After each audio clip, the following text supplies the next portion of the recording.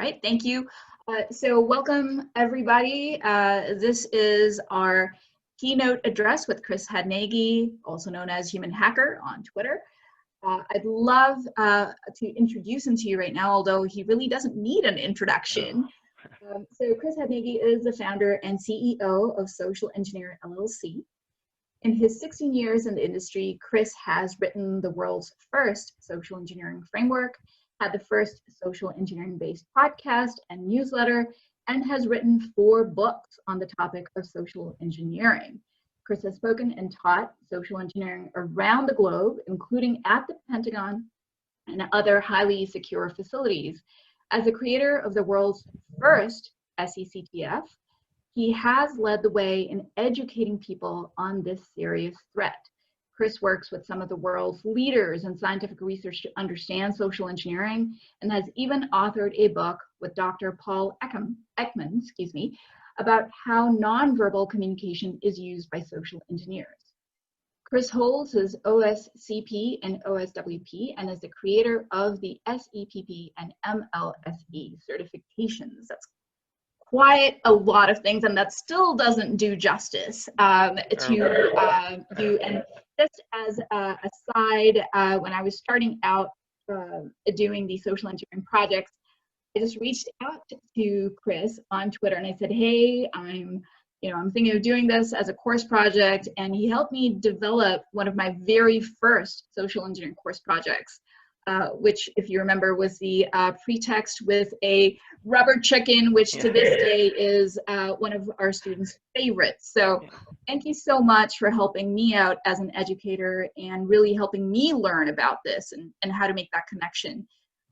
So without further delay, Chris, thank you so much for being here today. The floor is all yours. Thank you. Well, thanks for that really nice introduction, too. Good to be here with all you folks. This is going to be a different kind of keynote maybe than what we're used to. I'd like it to be really interactive. When I was talking to Anshul about what we should discuss, it's really a lot of the questions that come in are how to get into this field. So maybe you've now got a desire to know more about how to work in this field because of the education that you've been fortunate to have a part of, and now this competition. So maybe you're now saying, how can I do more of this for a living? So I'd like to talk a little bit about just some of the things, but I really want to hear your questions. I want to hear what you want to know about doing this for a living and what you want to know about how to get into this field.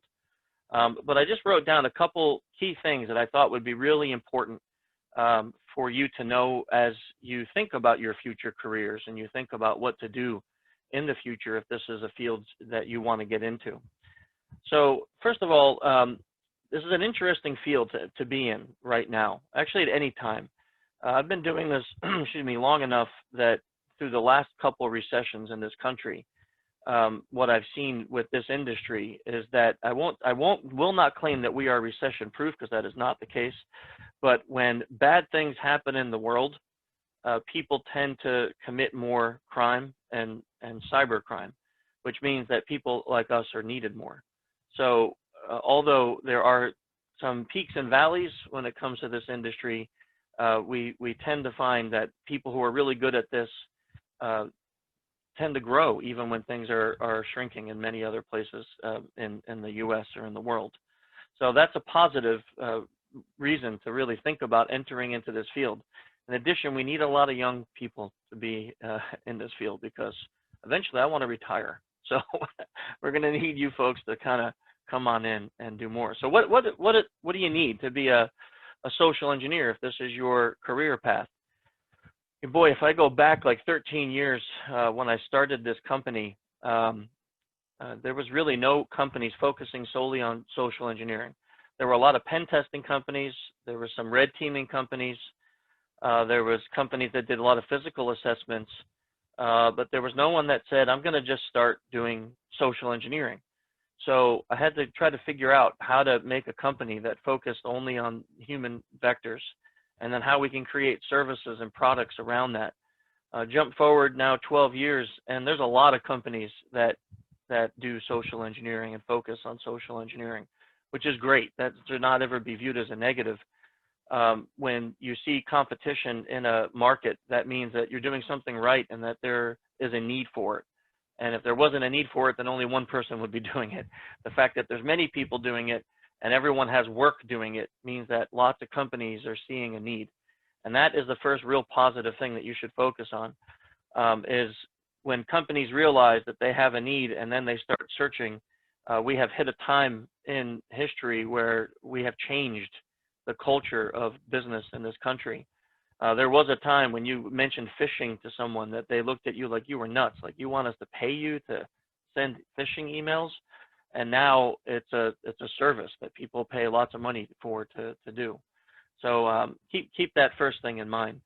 But here's a couple pointers, and then I'd love to hear some of your thoughts and some of your questions. So when we talk about social engineering, one of the questions I get often is tech important? Should you know anything about technical backgrounds and details? I'm going to say that it's not a necessity, but it will help you. Understanding how a network works, understanding how computers operate, understanding how the internet communicates with computers, how routers work, how VPNs work, those things can really benefit you, because many times during pretext development as a social engineer, we need to know technical details to sound legitimate. In addition, many pen tests, when you get them as jobs, include not just a human element, but the human element used to breach the network element. So having that understanding can be really beneficial. But it doesn't mean that if you don't have it, you can't be in this field. But I will say that as a company who is growing and who is hiring people to become social engineers, we oftentimes look for those who do have both skills because they tend to be a little more valuable. Now we have some people on our team that don't. We help them get them once they come aboard. So just as a point, because that comes up as a question all the time. So what are some of the other skills that I think are really important if you want to enter this field? Here's one that everyone hates: report writing. You could be the best social engineer on the planet, but if you're a good guy, right, if you're not a bad guy, it doesn't matter how good you are if you can't communicate that skill to the client. The client isn't paying you to be elite. The client isn't paying you to be the coolest and have the greatest tools and tricks and whatever. The client's not paying for any of that. The client is paying for you to tell them what it is you did, how you succeeded, and how they can fix it. And that's done in the report. So professional quality report writers are so valuable in this industry. And from my understanding, it's not a skill taught in university much. So we tend to learn that when we exit and get into the business world. You know how I learned to write my first pen test report was by getting a pen test as a consultant for a larger company as a partner, and having my report sent back to me 12 times with so many red lines that it was humiliating. And it was a great lesson. As a matter of fact, this person's still one of my closest friends today. He was managing this project for this company that hired me as a third party to go break into 7 warehouses. And I sent my first report draft in, and it was so horrible, they sent it back, and then it came back 2 or 3 more times, and I kept thinking I was doing it. After the 4th time, I'm thinking, man, we are late for the customer. Like, they're going to hate my guts. After the 12th time, I really got concerned that maybe I wasn't cut out for this job. And what I found out is that this guy had rewritten the report, submitted it to the client after the 3rd failure, but made me keep rewriting it until it was perfect.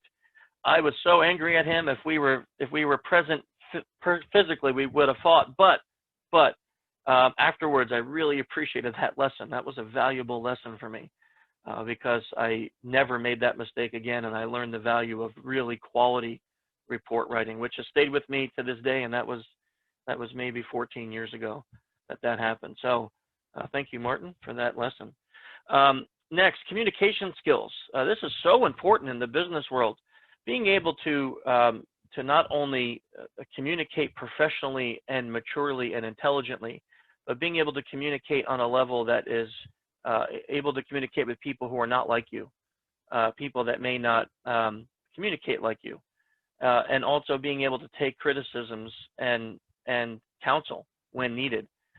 These are really important skills when it comes to being a social engineer, because and I find this all the time, there are always people better than you. And there are people that I hire that come into this field with no experience, and you put us head to head on a fishing competition, and they will blow me out of the water.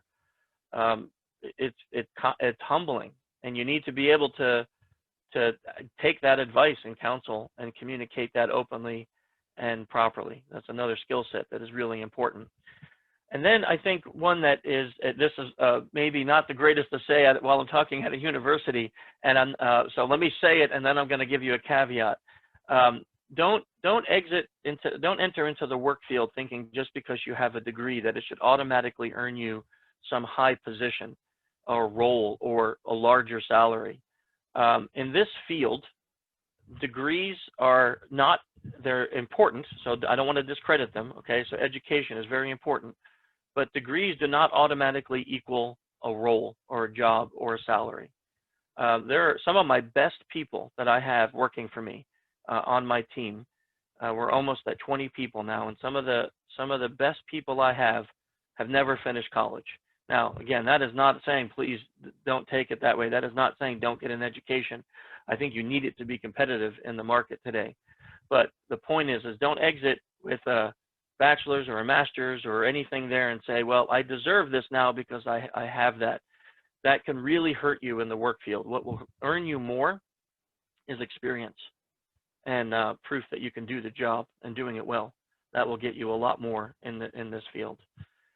And then the last 2 points I have are, we have to remember that when we do this for a living, that we're constantly playing the role of the bad guy, right? It's a constant thing. We're always playing it.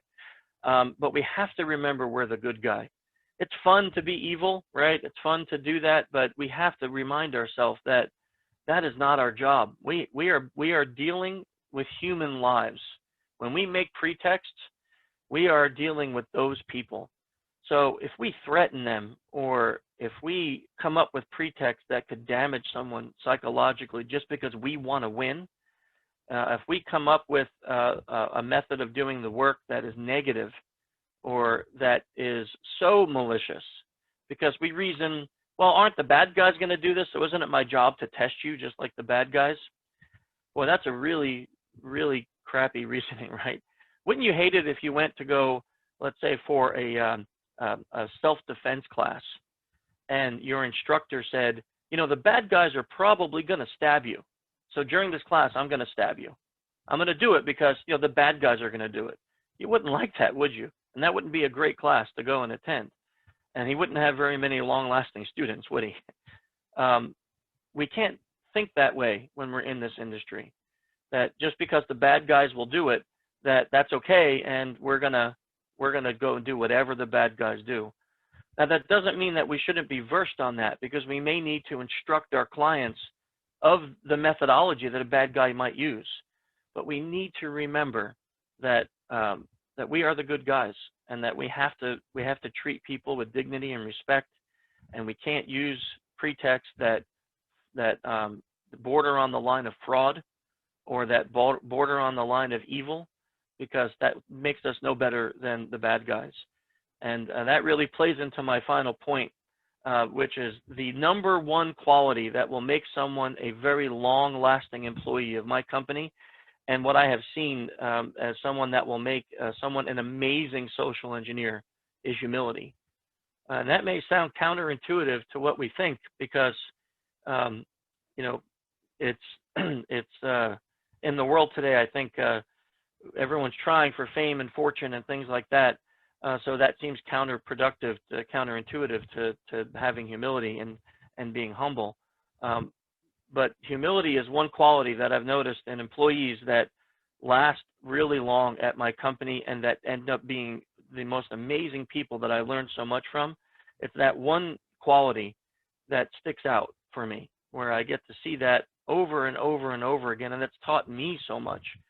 It's helped me apply that more, because I was not always able to be that way, and I was not always that way.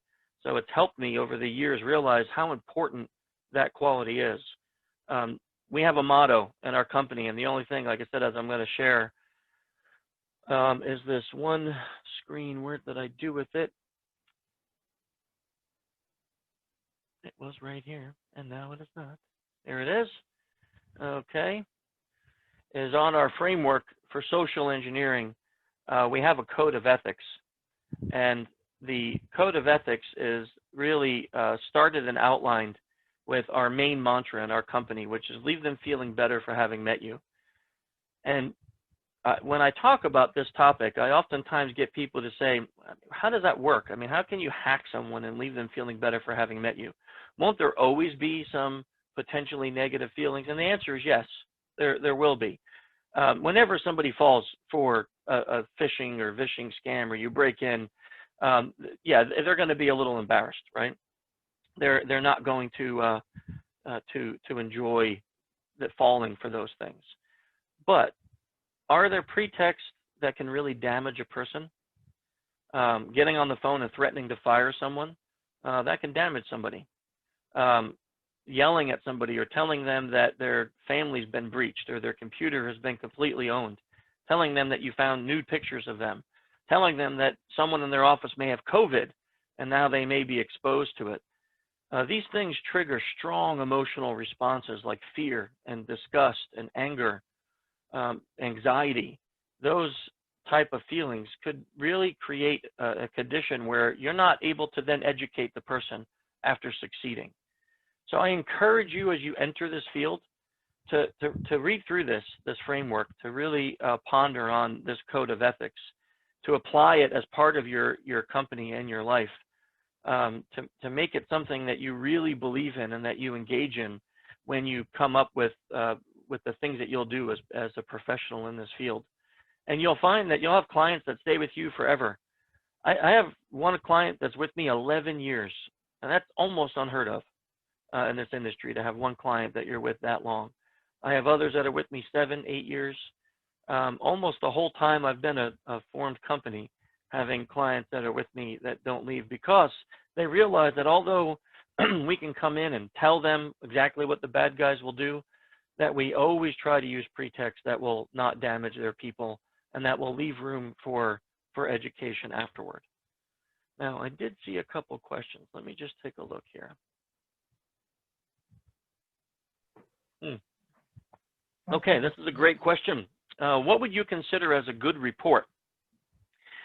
Okay, so, wow, I really love this question. I'm probably going to totally mess up your name. Weon? If I said that wrong, I apologize. But I really, really love this question. Okay, so let's talk about what a good report is. A good report has to have an executive summary. And the executive summary needs to be exactly what it sounds like. Like it's written for an executive, right? So that means that it should have the high-level results with pretty graphics, right? For the executive, for that C team that needs to know and think about this. And I know this sounds so dirty, but it needs to prove ROI. So you just gave me X thousands of dollars, and I need to now show you that you spent that money wisely. So that executive summary needs to show not how cool you are, not how elite you are, not how much you pwned them. It needs to show why that money was well spent. Right, that's the first part. Now, here's another one, which I'm glad to debate if anyone here disagrees. But in our reports, we give them everything, which means we give them, if we do OSINT for the client, we give them the exact Google dork that we used. We give them everything. We don't just give them the results. So I'll say I went to Google and I did in-text, blah, blah, blah, and here's the pages I got. On this one page, we grabbed this detail. That's what we made the spearfish out of, and then the guy clicked. We go that far. The argument that comes up is people say, well, aren't you then educating the clients that they don't need you? Yep. Never happens.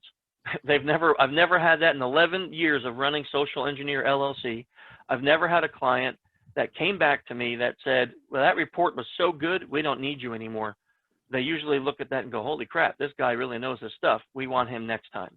So don't be afraid to over-educate your customer. And then a couple other things. Have it proofread.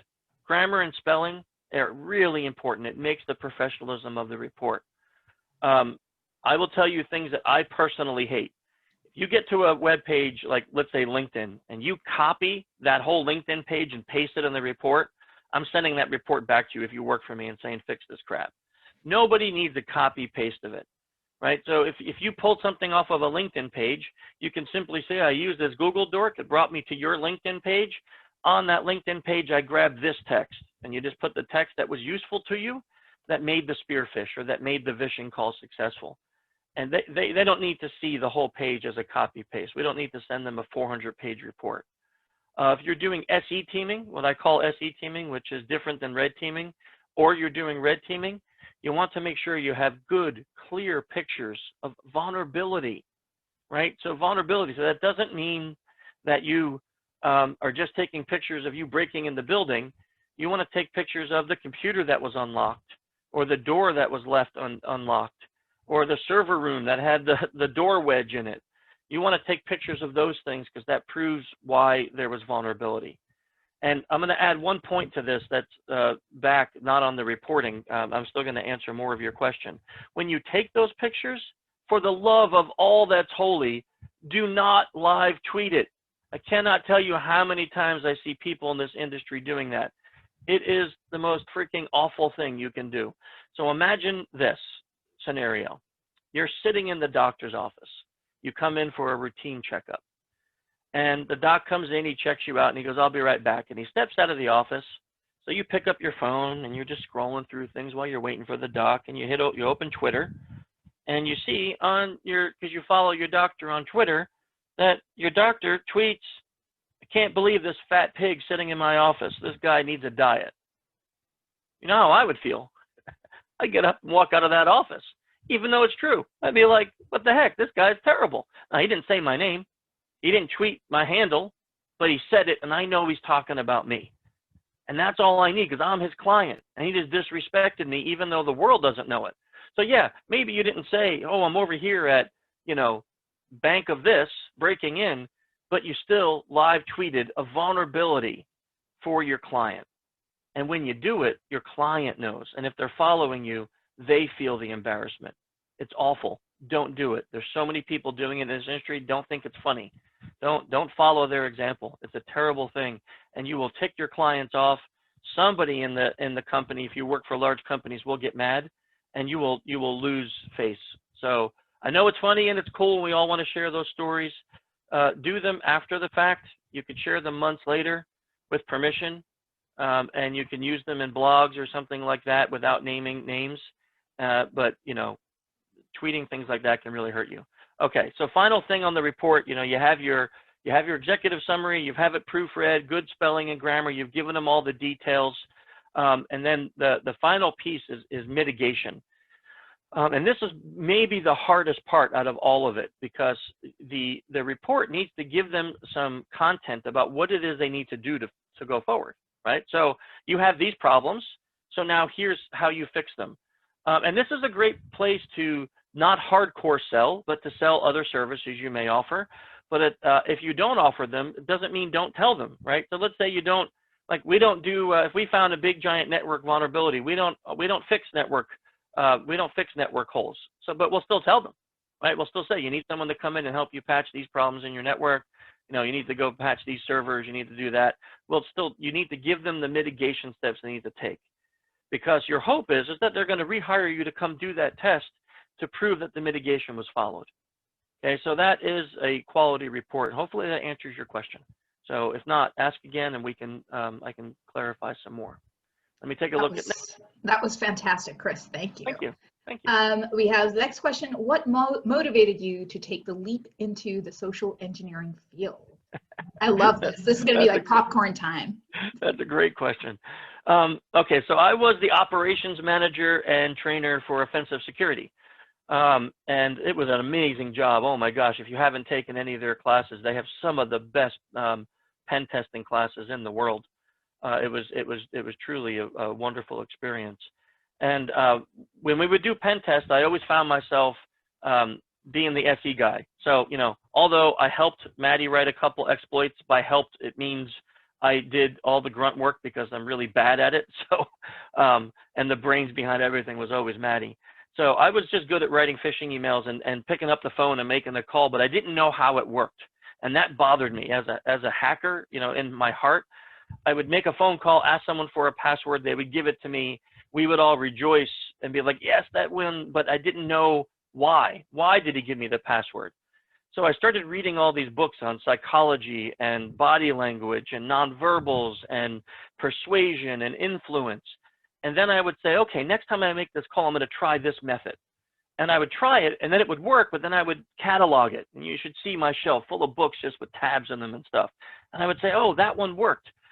So I came back to Maddie. I said, look, we need to write a course on social engineering.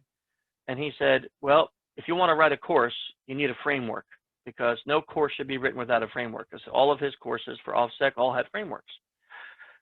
So I said, I don't know how to write a framework. What the heck do I do with that? He goes, well, time to learn. So I took 10 months, and I had some help from the community, people like Chris Nickerson, some other great people came in, Dave Kennedy. We were all starting off at those times, and we all kind of got together. They kind of gave me some input, and I wrote the social engineering framework, which if you haven't seen it, it's on social-engineer.org.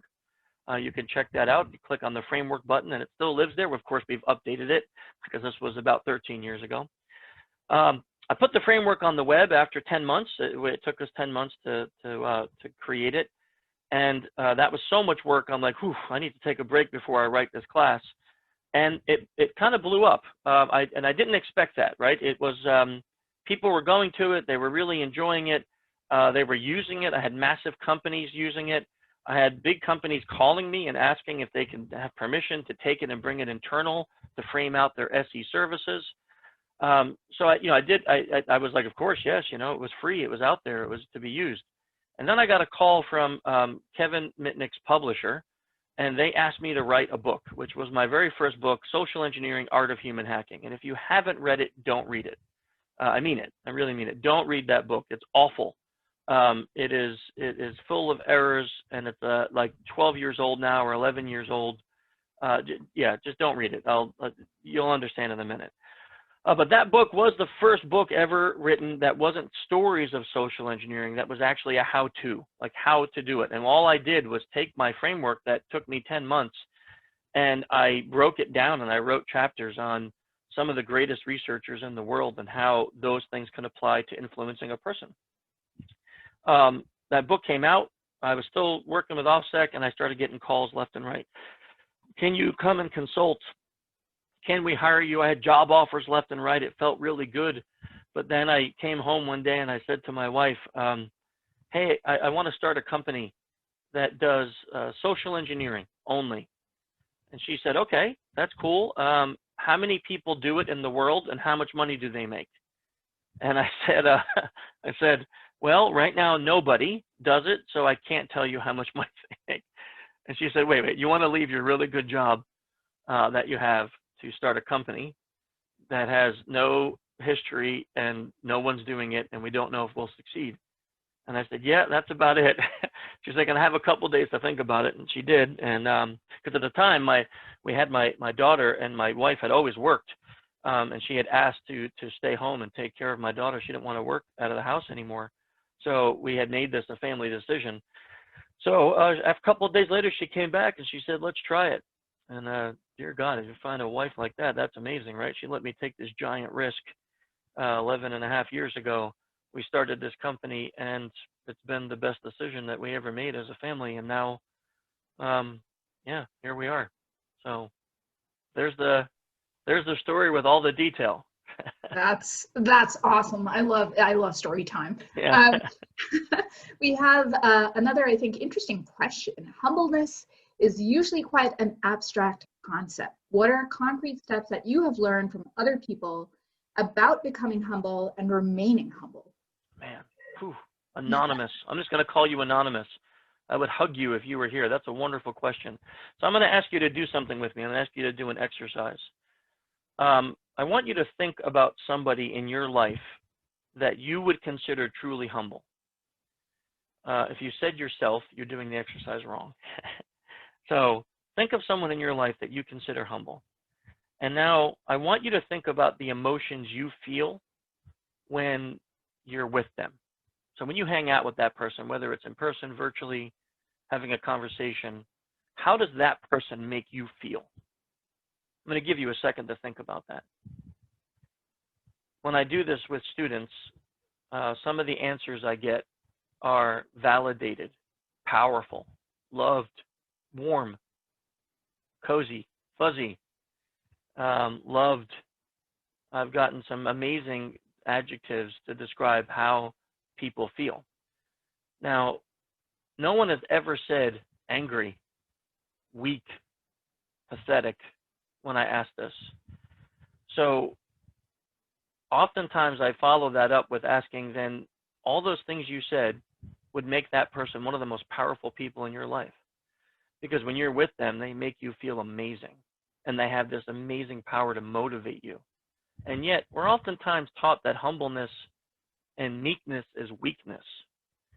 So for me, I constantly remind myself of that when I think about the people that I have in my life that I consider truly humble, like my wife, and I think about how people view her, and I think how I view her and how she makes me feel. And that makes me constantly strive to want to be better. The other thing that I think is really important is that it's okay to feel pride over your accomplishments. I do. I feel really proud over the things that I've accomplished in the time in this career, but I think it's terrible if we rest on those accomplishments. And if we say, well, look, yes, some of the things that Anshul said in the beginning were very validating, you know, having written the framework and the first book and those things. But if I just said, okay, I did that, so now I'm big and famous in the SE world, I can move on. That can create a feeling in my head that would make me maybe value myself too much.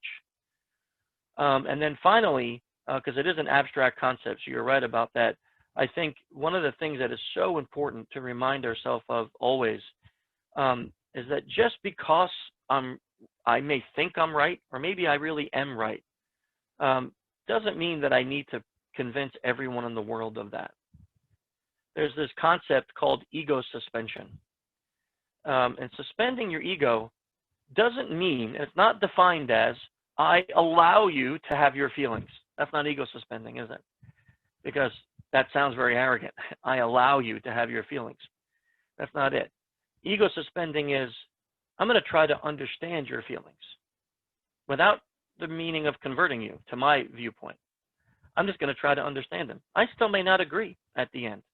I still may not like what you believe or think or feel, but that's okay. I'm going to try to understand it. What motivates you to do that? What motivates you to say the things you say? Why do people get so angry on the internet and then attack each other? Why can't it be that someone can't even do something as positive as post some stats about their greatest workout and the internet has to attack them for making others feel bad? Something silly that happened this week on Twitter. Ego suspension makes me realize that it's not a matter of just trying to understand that other people may be different or view things different. It's trying to understand why we're different. And then that's it, just leaving it at that, without having to convert you or change you. And being okay with the fact that there's going to be a lot of people that hate my guts. It's okay. I don't need you all to like me. And that's not arrogance. That's just being okay with that. That I'm going to connect with some and I'm not going to connect with other. So hopefully that answers your question. Awesome, thank you. Next one, I think the next couple of questions are actually from our competitors. So when doing a social engineering task and writing it in the penetration test report, how do you classify the risk of a social engineering attack? That's great. That's a great question. So the risk classification has to come on about, for us at least, in a couple different ways. So first of all, let's talk about phishing. I'm going to just give you an example with phishing. So we'll send a phishing email to someone, and did they click and did they report it? Well, their risk is lower than if they clicked and didn't report it. Because by not reporting it, that seems to indicate that they not only fell for it, but they never then thought that what they did was bad. So we would rate that risk higher, right? So when you're, and the reason I'm giving you that example is when you're thinking through risk and how to rate it, you have to look at all factors. So did they fall for the engagement? I'll give you another example. Before COVID, We went to go break into this building, client of ours, of course, and there was 9 buildings we had to break into in 3 days. One building, my team walked up to the front door. We got stopped by the security guard. She said, "You're not on the list." She turned us away. We went around the side of the building. We saw that there was a break room. We knocked on the window. Woman came over, opened the door, let us in, and we broke into the building. How do you rate that risk? Well, we rated it as moderate because, one, the security guard did a great job, but that other person needed to be educated because that door was not secure and it was easily opened, and we got in. Now, the next building we went to at night, actually it wasn't at night, I'm sorry, it was mid-afternoon, and we walk into the front door and the security guard is sleeping at her desk. Not even kidding, head down on the desk, passed out. So we jumped the turnstile and broke in. That's rated high risk, right? Now, I'm not telling you how to rate. I'm just saying, I'm giving you these examples. So what you do when you rate the risk is look at it, look at the whole picture. Not that they just fell for it, because that would always make everyone high. It's what was the factors that made them fall into it? What were the factors that they took afterwards, the actions they took afterwards, not the factors, sorry. What actions did they take afterward, and did they prove that there was any opportunity to fix it? And then sometimes you have to look also at the OSINT that was used for the pretext development, because the OSINT, like let's say, you found a password in a breach dump, and you tried that password and it still works. Well, that means that person hasn't changed their password in a while. And they probably got notified about that breach and they didn't change the password. So that would rate high, right? So it's just, the stories are hopefully helping you think about the whole picture, what it is that you have done and will do, and then rank it based on that. Hopefully that helps. That's great, thank you. And Bridget, the competitor who asked you that earlier question, is a follow-up. What would you say is the best psychological strategy to utilize when doing social engineering? Oh boy, the best. I don't know if there's one best. I actually don't know if I can answer that honestly as the best, because it depends on multiple factors. So here's the factors when we develop what strategies we'll use. We look at the company first. So what is the culture of the company? And then we look at the person who will be used to do the work. And then we develop pretext based off of that. So a couple examples. And guys, here's one thing, and guys and gals, one thing I should have said up front. Social engineering is not politically correct. So if you're a delicate flower that's going to get upset at the lack of political correctness, then I apologize in advance. But the sad fact is that there are biases in this world. There are gender bias, race bias, culture bias. That is the case. That is the case. And as much as all of us want to change it, we don't see that happening in the near future, do we? So as a social engineer, I need to understand those biases and I need to use them. So on my team, we are 70% women and 30% men. So when we go and do a social engineering engagement, let's use a physical engagement, the pretext will be different for the women versus the men. Now, that does not mean what you may be thinking. We never ever use flirtation or sexual pretexts because it's unfair, because it will work every time.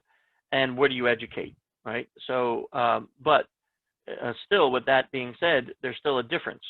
When I approach a door, no matter how I'm dressed, people generally question why I want in.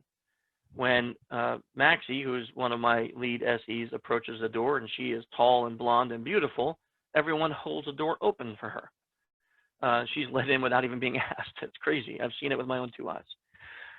So we have to play on those biases. Okay. So back to your question, Bridget. We don't determine that there's one best psychological principle. It depends on, again, the agent I'm using, the culture of the company, and then the pretext that we develop. So then from there, we'll decide, are we using friendliness? Are we going to use authority? Are we going to use social proof? You know, what is it? And we'll decide after all of those factors. Excellent. We have another question from a competitor, Glenn. For social engineering, a target who may have a different area of focus, let's say finance, that you really know nothing about, would it be better to attempt to learn as much lingo and be as knowledgeable in that field in from another field? Okay, so if you're not in that space, how would you do that? So let's say IT, HVAC, or management. I'm going to tell you a story where I failed miserably to help answer this question, Glenn. So I had a job early in my career to go break into a university.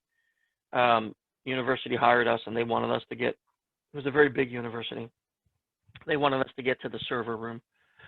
And the server room lived in the science and math building. So we had scoped it out for a couple days, and we saw this one professor. It was like early in the morning, 7:30 in the morning. He walks to the building every day, uses his card key, gets in, goes up to his office, maybe grading papers or reading or doing something, I'm not sure.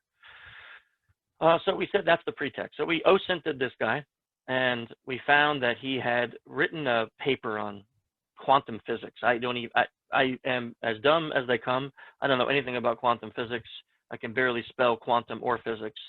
But he wrote this white paper on something quarks and quantum physics. And in all of my lack of ego suspension, with absolutely zero humility, I came up with the genius, notice air quotes, sarcasm, pretext, to approach him to discuss the white paper that he wrote. So I did a really good job of memorizing the title of this white paper. So next morning, 7:30, I come and I approach him, and I'm like, oh, Professor Smith, my name's Paul. I wanted to talk to you about the white paper you wrote, you know, quantum physics, quarks, yada, yada, yada. And he stops with a big smile on his face. You know, I validated him. I knew the name of his article. And he says, his next question is, oh, that's great. What do you want to discuss? What part of it? Now, in my head, what was supposed to happen was that he would be so happy, he would invite me up to his office. We would have a short discussion, and then I would go down to the basement and break into the server room and you know, win. But instead, he stops in his tracks, and he asked me what I want to discuss. At that moment, I realized all I did was read the title. I didn't know anything. So I stood there yammering like some kind of fool, and I said,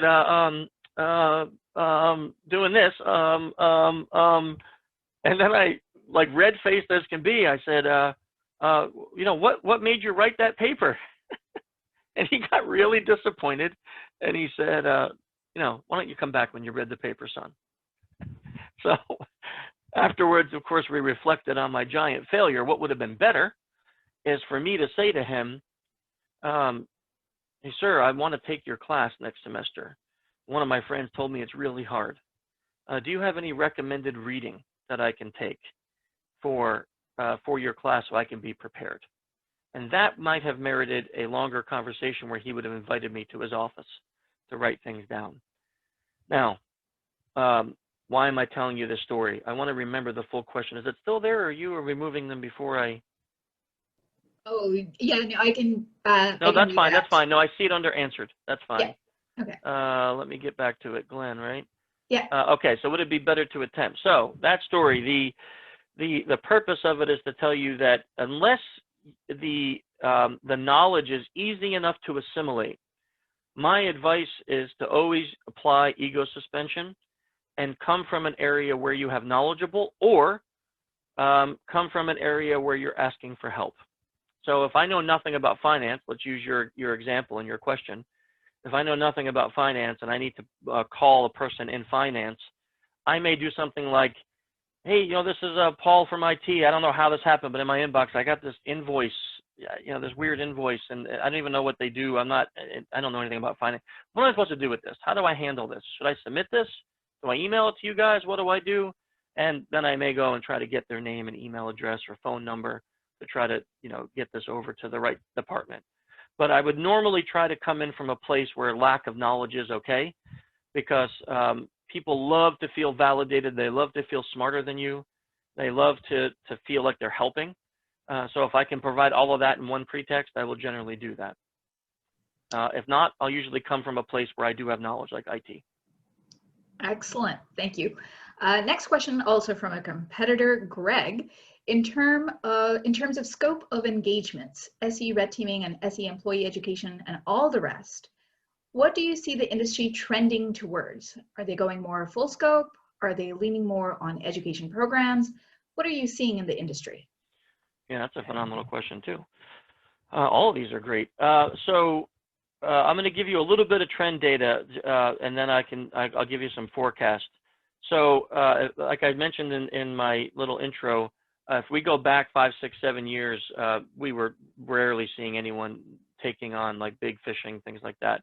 Phishing, of course, now is a standard practice. Everybody does it for security awareness. They do it for pen tests. It's just something that everybody does. Phishing has now started taking that place. Phishing services have now started picking up. And in the last couple of years, seeing that SE teaming and red teaming have also taken a higher priority, where companies are asking for these services more and more. So what I think you're getting at with your question is, I think understanding how to do a full scope SE pen test is very valuable. It's very valuable to be able to understand from A to Z how to do that. For us, what we have started here at my company, so we do SE teaming, red teaming, SE pen testing, but I'm also one of the few providers of managed social engineering services, because education is still a huge part of it. Every company now needs to have security awareness education, and they know it. So right now, the most popular form is CBTs, right? Computer-based training. And computer-based training has its place, and it can be effective. But most of the time, the reason computer-based training loses its value is because they give them these hour-long videos once a year, and they expect, and that's like going to the gym once a year. I worked out once, right? So I should be in shape. It doesn't work that way. Consistent reminders and consistent education are what make the difference.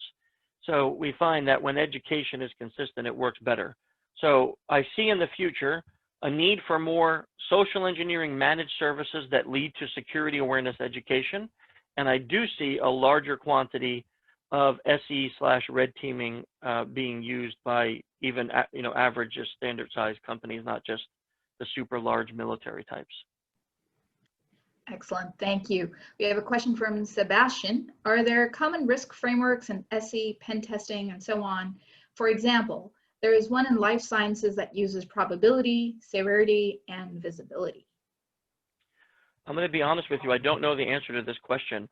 Risk frameworks in SE pen testing.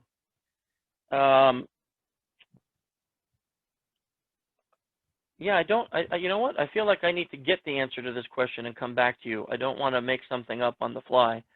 I don't know of any off the top of my head that are frameworks for rating risk for human-based attacks. I think, if I remember correctly, Anshul, remind me, didn't Whitney Maxwell come up with one? Yep, that she presented at Layer 8 a couple years ago? That is correct. Yep, she did. Yeah, so there's a researcher, her name is Whitney Maxwell. She works for Rapid7. I believe she still works for Rapid7. Mm-hmm. She won the SECTF one year at DEF CON. She came up with a framework for rating risk, and I believe it was related to phishing calls. I cannot give you more on it because I don't remember all the details, but I remember sitting through her speech and being completely fascinated with the stuff that she was proving through her research. So just look up Whitney Maxwell, researcher for Rapid7, and I'm sure there's some white papers or something she wrote out there about it.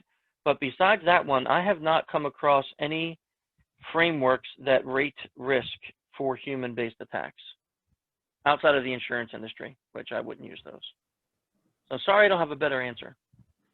No, I think that's great. And I can certainly reach out to Whitney. She's judging. She's one of our judges, so I'll ask her for it. Yeah. There we are. Great. Yeah.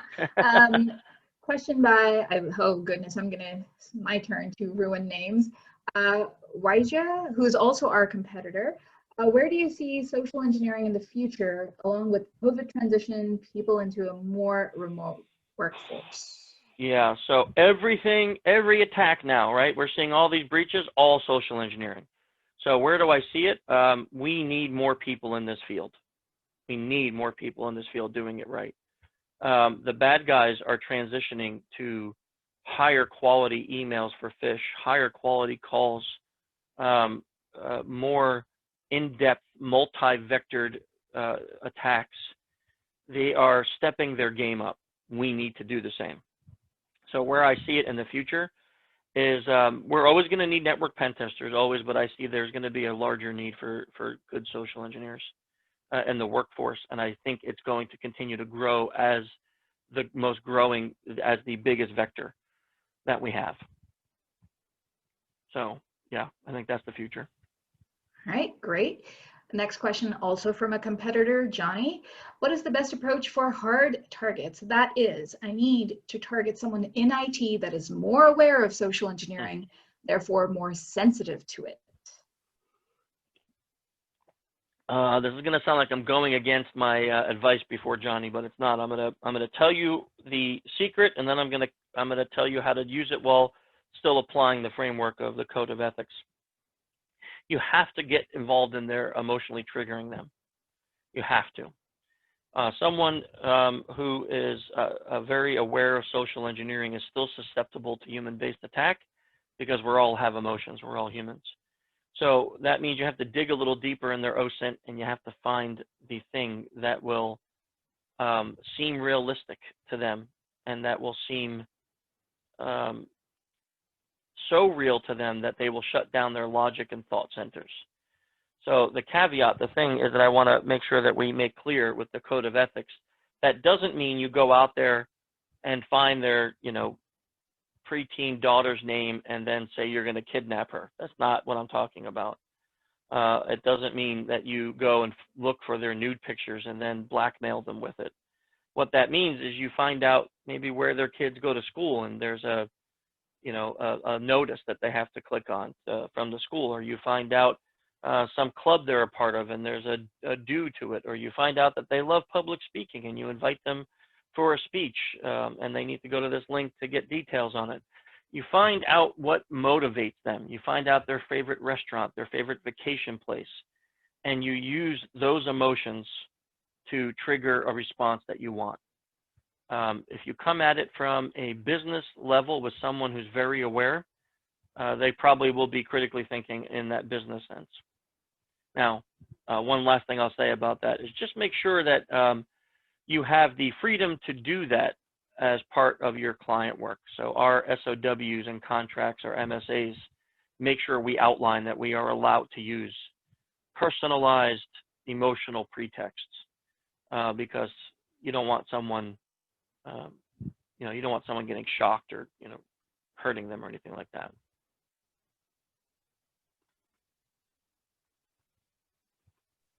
Alith, go for it. Alith has something to say. Please.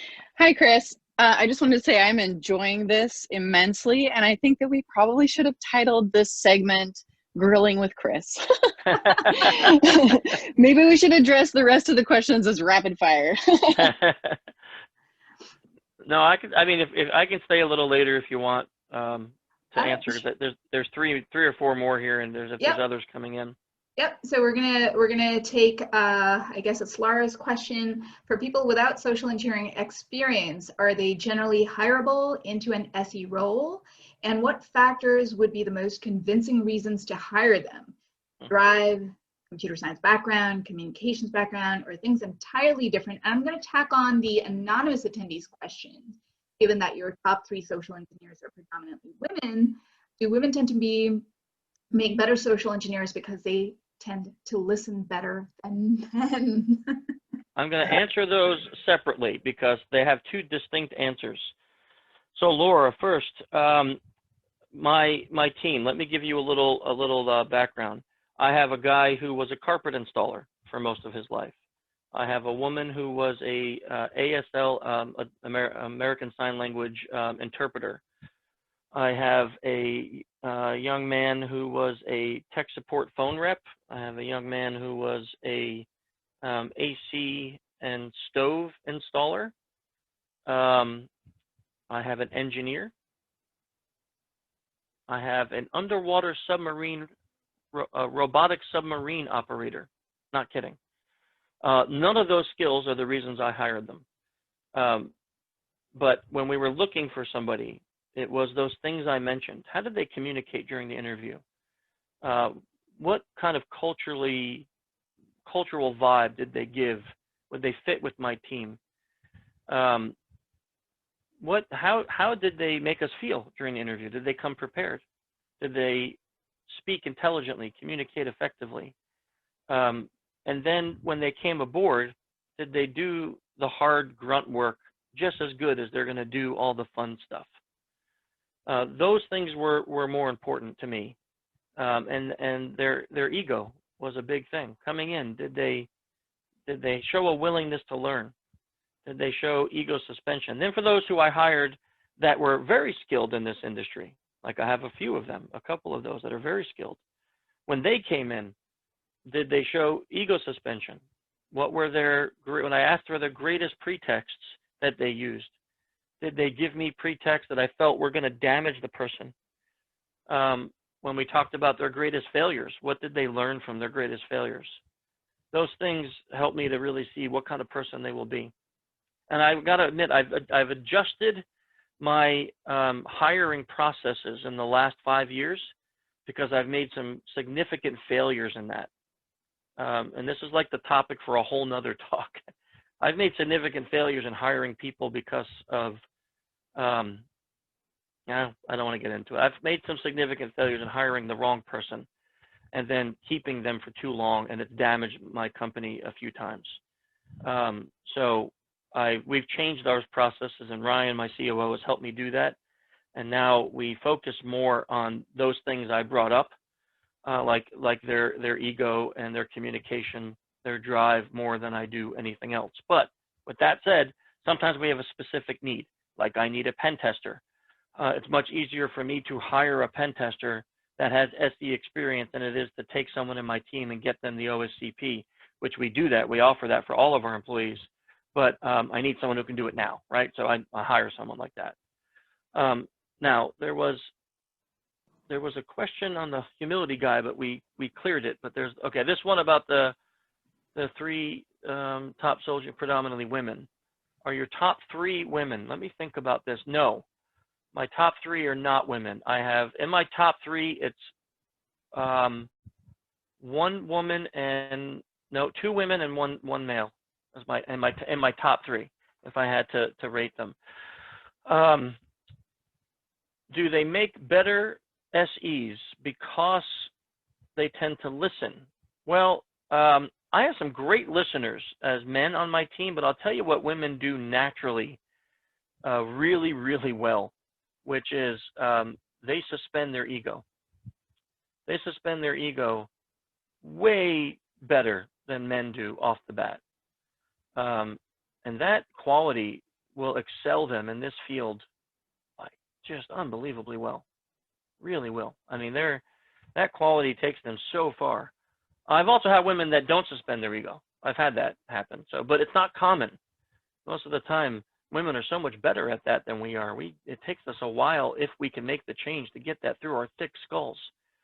In addition, there's a psychological principle about the voice of a woman, that when we hear a woman asking for assistance, our brains generally think, how can I help? When we hear a male voice asking for assistance, our brains go, should I help? So the difference between should and how is huge when it comes to social engineering. Because should means I'm doubting. Maybe, I don't know, maybe I shouldn't hold the door for this guy. Maybe he's a threat. Maybe I don't like the way his face looks, whatever. But how, I'm trying to figure out a method to help you. So women have an advantage, and it is a bias advantage, and that's fine. We use it all the time. And then we tend, especially if, again, guys, everybody said this is not politically correct, so If you're going to be offended by this, I apologize, but this is just the facts, especially if the woman is attractive. We tend to rate trustworthiness on attractiveness. There is a lot of science about what makes someone attractive, scientific symmetry, right? So if we're symmetrical, and if we are deemed as healthy and as a viable mate, we are assumed that we are trustworthy. So, you know, what people find attractive is different for everyone, right? So if the person walking towards you, you find them attractive, you're going to automatically, what happens is your brainstem makes a quick snap judgment. It says, this person is attractive, so they must be trustworthy. Then your neocortex in your brain does this amazing thing where it now only tries to find evidence that you are right. It doesn't try to prove you wrong. Our neocortex is like social media, right? So it says, hey, you know, I'm going to use Elise because I really like her. So I don't know Elise, and she's walking towards me, and I say, wow, look at how attractive she is. She must be trustworthy. And I can tell that she's intent on speaking to me. So right away, my neocortex says, I'm looking for reasons of why she is trustworthy. Oh, look at that nice shirt she has on. Look at that clipboard she's carrying. Oh, she's a business person. She's really trustworthy. And then when she comes up to me and asks her request, oh, I have a meeting. I need to get up to the 3rd floor. My brainstem and now my neocortex are all feeding that those brain chemistry saying it's, yep, she's trustworthy. I told you that. You can trust this request. You can make that request. And we make There's a reason why my that. hair is blonde. You see? Done. I've tried every hair color in the book, and I will tell you that blonde opens way more doors. and it does. It really does. So women will have an advantage for sure, which is why 70% of my company is women. I tend to hire women more. Now, I did see a question. Yep. Any social engineering training resources you would recommend? And we're looking at one main person here today, right? Obviously. And Chris, I just want to, you know, also say that Elise and Chris Kirsch and Whitney all mentioned the DEF CON SECTF, right? So, and that's kind of like a nice little thread that connects them all back to you. So you know, any training resources that you'd recommend? So let me start off with some free ones, right? Some free ones that are really good is, so DEF CON SECTF or SE Village is a great free, well, I shouldn't say it's free. It costs like $300 to get in, but it's a very low cost resource. Patrick Laverty throws an SE conference that is also a lower cost conference that is all about the human vector, which you can check that out. I'm not sure if it's happening this year. He's going through some personal life problems and also because of COVID. I'm not sure if it's happening. The framework that I gave you, social-engineer.org, on that, this is very self-serving because I wrote it, but on that is a newsletter, a podcast, and the framework and blogs, countless, all about social engineering, and it's all free, and you can read it and use all of that. Stepping out of the free realm, this is also going to seem very self-serving. We have the Human Hacking Conference, which is a professional social engineering conference that we throw every year in Orlando. This year it will be completely virtual. That's at humanhackingconference.com. And then I have social engineering training, advanced practical social engineering, an OSINT class, and the master's level class. Outside of that, I have not personally taken any other social engineering training, so I can't recommend them because I don't know them, but I have taken other OSINT training. So I've taken Michael Bazel's OSINT training, which is a lot of tools. So if you want to know tools, his course is really good for that. But if you're looking for like hardcore punch you in the face OSINT, you know, like literally like analyzing a picture and figuring out how, like where they are in the world based on GPS location from the pixels in the picture. Nick Furno, his company is CSI Tech in the UK, so it's csitech.co.uk. He has an OSINT class that is mind-blowing. It is the best OSINT class I've ever taken in my life. I actually loved it so much we paid him to come to the US and he did an OSINT class for my group, my company. It's phenomenal. I can't say enough good about it. And then I also hired Devian Olam. He did a class for my company on physical intrusion, like lock picking, making your own keys. So those are ones that I have taken that I can recommend. And then of course my own classes. Now there was one other question that we missed that I just wanted to answer because I saw it and it stuck in my head. It was, he actually said, from the humbleness question guy. I guess when you interview someone for a job, you will not accept an interviewee who comes across as arrogant. And I think that's an important question. So if it's okay, I just wanted to answer that real quick. 100% right, humbleness guy. If someone comes in to the interview, there's three things that would make me, I normally wouldn't end the interview, but when we're done, we just won't call them back. If you come to the interview unprepared, so you have done no research into the company, you have no questions, you're sitting in a dirty t-shirt on your couch, because, we're doing everything virtual. So, you don't look professional. You're not acting like this is a real job interview. I have no interest in you. Second, you come across arrogant at all, you're not going to be a cultural fit, because I don't have, right now on my team, and this has not always been the case, but right now, the 18 people I have in my company, there is not one arrogant bone in the whole company. It is ridiculous how good these people are. And you will quickly be like on the outside if you come in that way. And then the third, and this has happened to me on interviews, you come on an interview and you have any gender related problems.